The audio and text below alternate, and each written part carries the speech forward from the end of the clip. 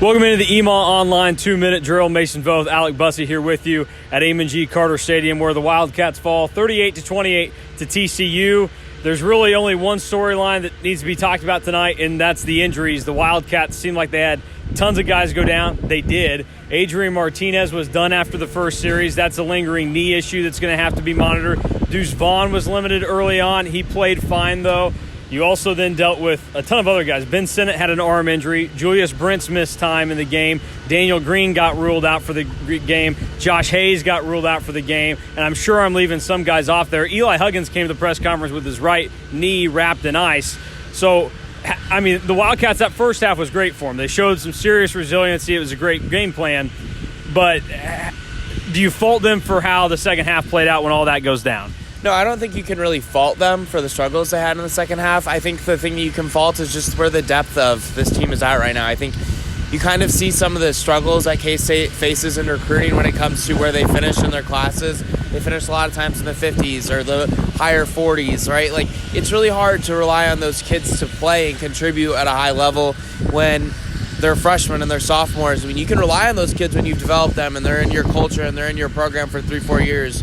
But when they're freshmen and sophomores, Mason, it's really hard to count on those kids to give you productive snaps in and out on every single play. One of those guys that had to come in, also missed time with injury in the game, was Will Howard, who proved that he is still the backup quarterback in a dire moment.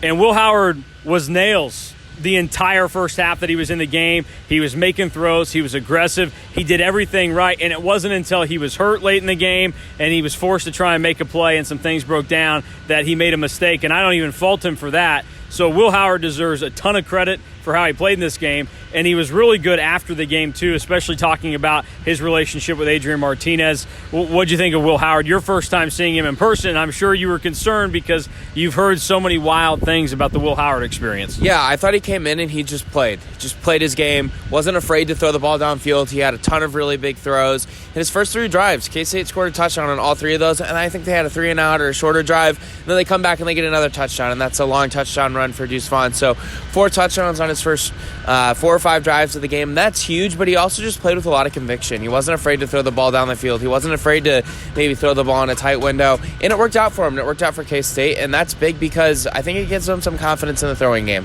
I think there's a lot of positives to take away from this game for K-State.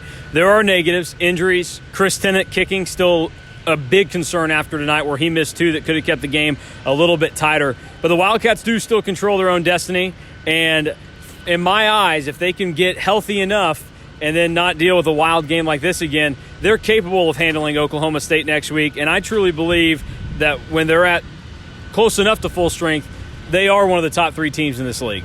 Yeah, the Big 12's top tier to me, and I think to you it's starting to become a little bit more clear. You're looking at, obviously, TCU, best team in the league. Obviously, I think K-State's in that conversation. I think we see Texas and we see Oklahoma State in that conversation too, and we'll see where those 4 teams kind of sort themselves out. And Kansas State's got a really interesting situation here now where they've got Oklahoma State coming to Bill Snyder Family Stadium. Then they have Texas coming to Bill Snyder Family Stadium. And then they get to end this 4-game stretch against a Baylor team that looked a lot better today playing against Kansas. Cleaned a lot of things up they did in Waco today.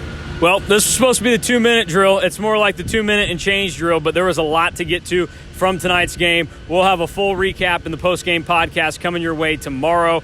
But for now, I'm Mason Voth. That's Alec Busse with EMAW Online.